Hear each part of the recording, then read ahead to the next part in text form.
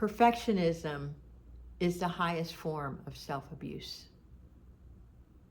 Let that sink in. Perfectionism is the highest form of self-abuse.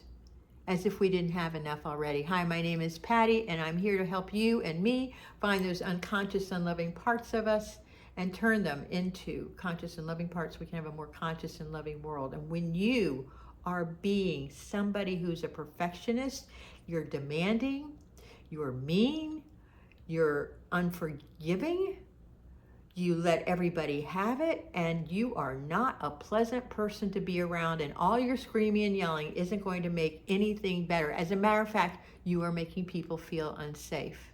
As a matter of fact, when you participate in your own self-abuse, you are making yourself unsafe. I'm going to give you a couple of tools that may help you in this, but I first want to describe what I've done with my perfectionism. And maybe you've done it too, and maybe this is something you can change. The first thing is, as I said before, I learned how to be a perfectionist because everything I did, if I couldn't get straight A's, I was punished. If I didn't do certain things right at home, I was punished. There was always a punishment and a fear of punishment with that came with that fear. And we're not talking a little beating, we're talking a big beating. So here I am, fearful and angry and hurt and upset, and I'm anxious and I'm looking all around and I'm trying to do everything right, and it's never good enough because I have to do it over and over again until it gets right so I can get approval. And it is the worst way to live. I know because I've done it. And then I show up at work, and I worked 60, 70, 80 hours a week because I need to get it perfect. And I remember one time I had written a book when I was a technical writer at IBM. And I had written this book and I had it edited, and I remember my editor saying, Patty, you have to let it go sometime. So I finally got the book done. I put it on the this is back in the 80s, and I put it on the truck, it took off, and I opened the book up one more time, and sure enough, there was another error. And then I was like, okay, is the world as we know it going to end because I found this one error?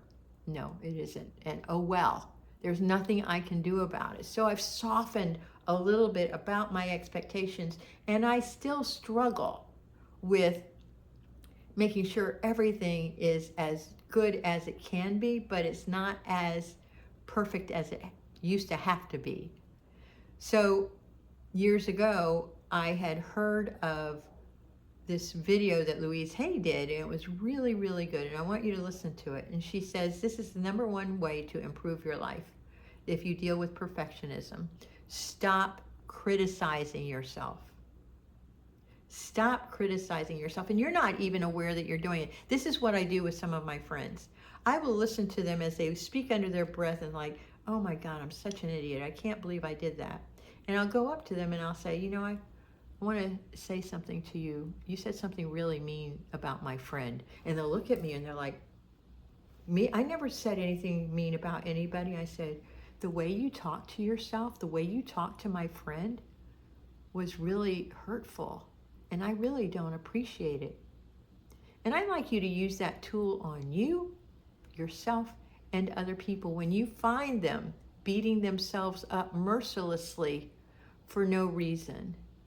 You know, God made us into these beautiful beings, and there is perfection in everyone, but it doesn't have to be taken to the extreme where you're working 70, 80 hours a week so that something can be perfect so you can get somebody's approval. And then when you start working those 60, 70, 80 hours a week, you start taking it out on people. It's not cool. No.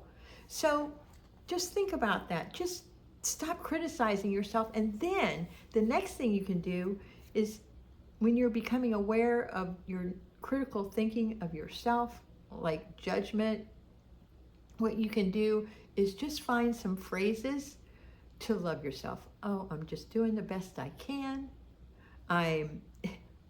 So I made a mistake. Because if you think about it, this universe has been around for billions and billions of years, and one little mistake is not going to make anything blow up. especially you. So today I'm reading from Hope for Today, and it's talking about the same thing. Seeking progress rather than perfection and minding my own business are two suggestions that mean the most to me. I grew up with a problem drinking, and I carried that notion into adulthood, and I must be perfect and that I was responsible for everyone. Of course, I never achieved that perfection, which left me feeling less than, not smart enough, not attractive enough, simply not good enough. And to cope with my failure to achieve my goal of perfection, I focused on the limitations and character defects of others around me. My need to be perfect fed into my preoccupation with others. And I found that I didn't have to be perfect. I couldn't be, no matter how hard I tried. Instead, I learned to be happy with forward motion, no matter how small. I practiced minding my own business and shifting my focus from others to myself so that I could change what I was capable of changing. I discovered that I wasn't alone with the insanity of striving to be something I would never become. I learned how to identify and let go of unreasonable expectations, and that other people did not have those same expectations of me. I'm still learning to treat myself with gentleness, kindness, love, and respect, and with humor. I'm still learning that I cannot change those around me, but I can change how I treat them with dignity and respect. And as a fellow human being, if there is one thing I would love for you to do to make this world a kinder place, is to treat everyone with dignity and respect. If you like this kind of content, please like, subscribe. I would love it if you subscribe and share this with somebody, because you know there is. And there's some other videos on self-acceptance below if you want to check them out. I love you.